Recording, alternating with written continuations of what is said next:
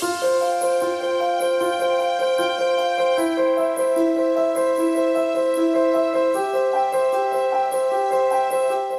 me to introduce our first presenters.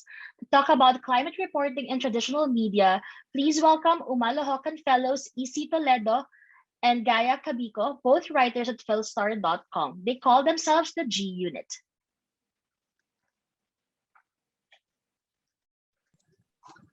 Morning. Morning. Let me just share my screen po.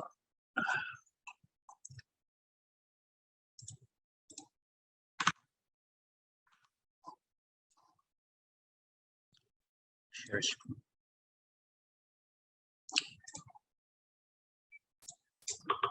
Okay. Can you see the screen na po ba? Yes, nakita namin. Easy. Okay.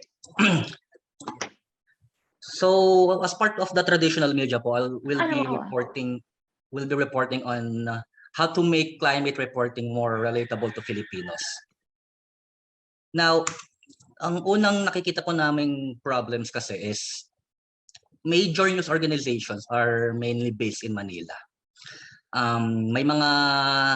Merong mga bureaus sa mga iba't ibang regions, pero medyo understaffed po sila. So yung mga staff po ng mga nasa bureaus, medyo all around. So police reporting, beat reporting, yung mga nasa climate, environment, and food security po, medyo part of the whole na lang sila. So wala po talaga naka-center for the agriculture sector, especially sa mga communities na talagang agriculture-based. Then, ito po yung isa sa mga major problems. When you say climate change, napaka-scientific po kasi niya. So kahit kami minsan na-intimidate siya, medyo technical talaga eh. Specifically kapag ang mga nagsalita mga scientists, yun po yung medyo mahirap na part. Mahirap siya i-deliver, mahirap siya maintindihan para sa mga hindi nasa science community.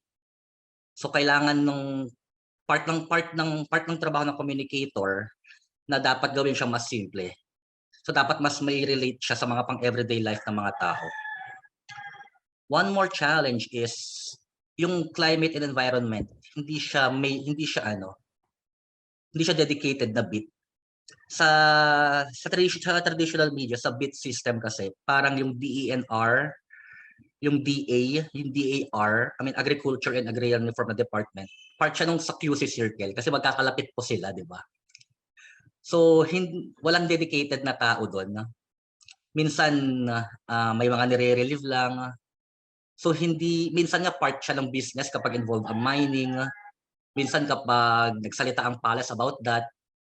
So, walang dedicated na tao na sumusunod talaga doon. So, paiba-iba siya.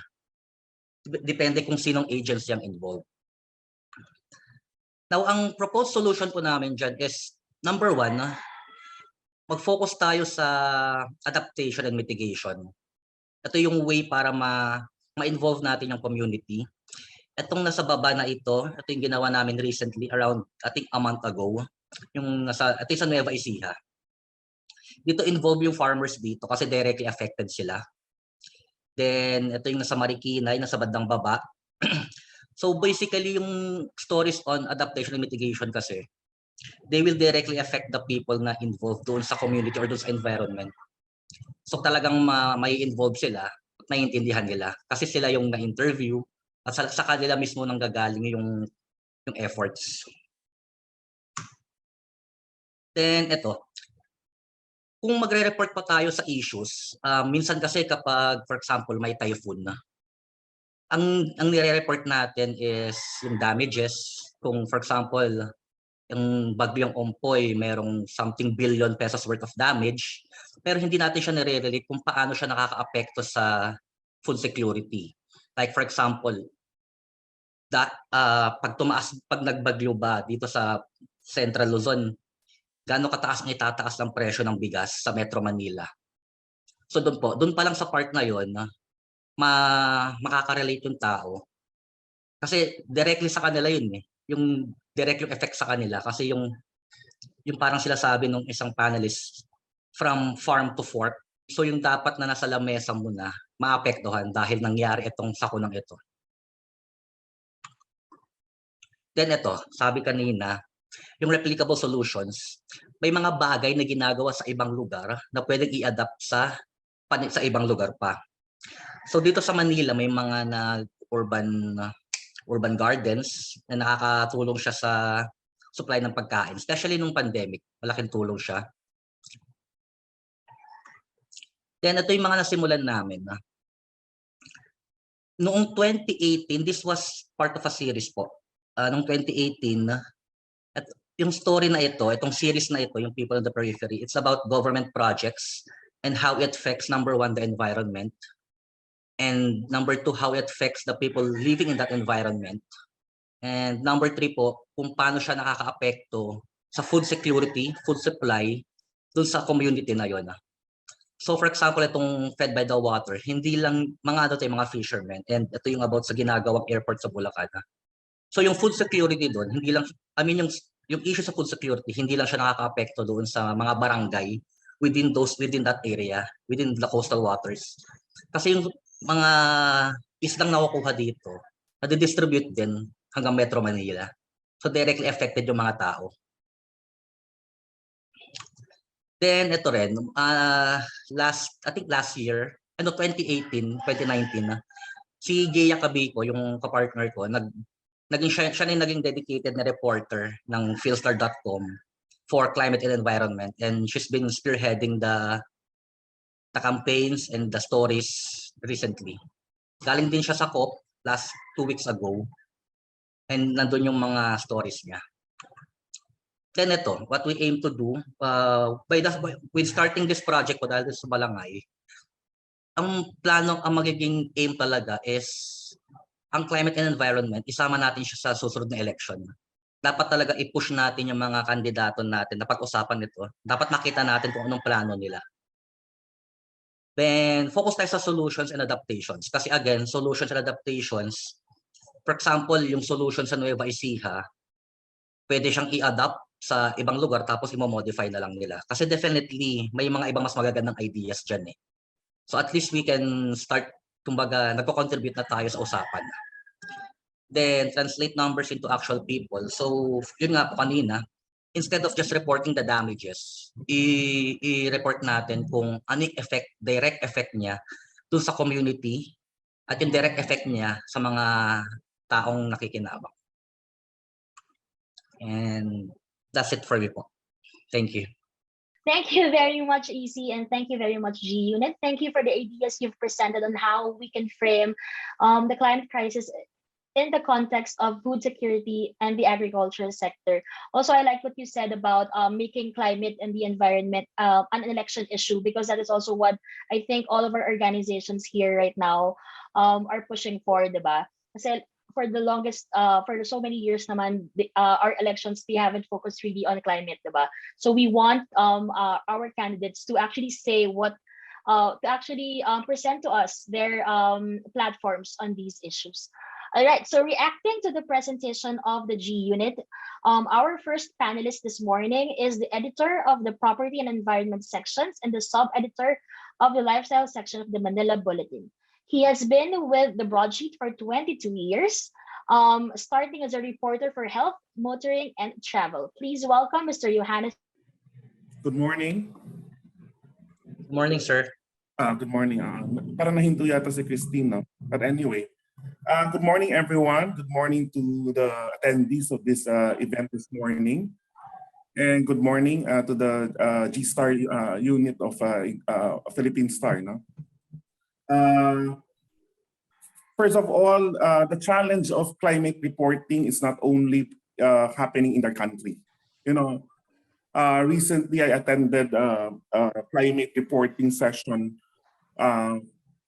sponsored by a Singapore foundation, and it is part of also other countries. No, for example, in Malaysia, in India, in Thailand, in Japan. Almost all climate reporters and editors have this challenge of making sure that climate stories reach people that need the information the most. And and it is a perpetual challenge, not only in this time, no, but that the challenge is more pressing at this moment because of the pandemic, especially in post-pandemic era, when we have all this waste and we have all this misinformation and all these things.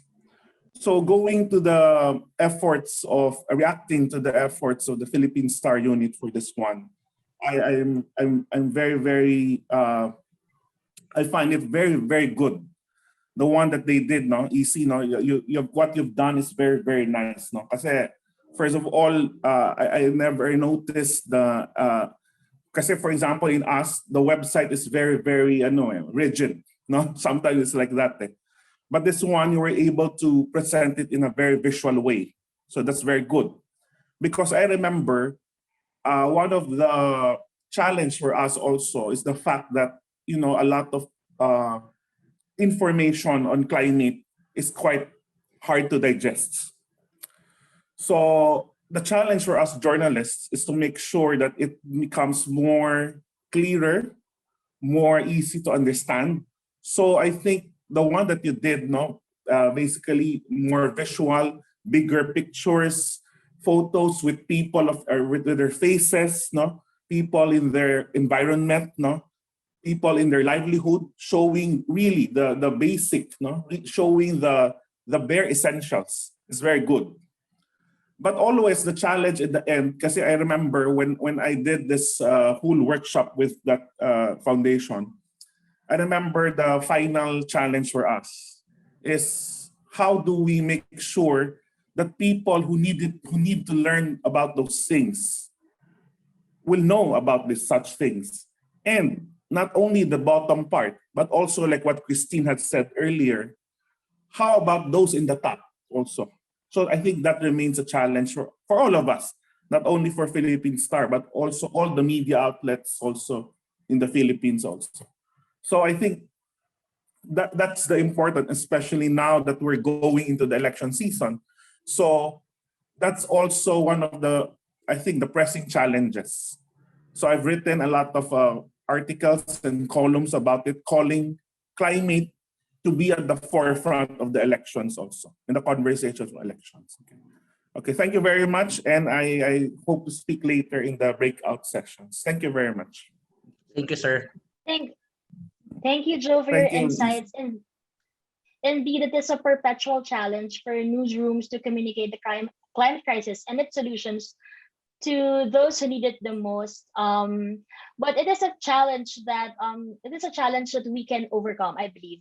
So through discussions like this one.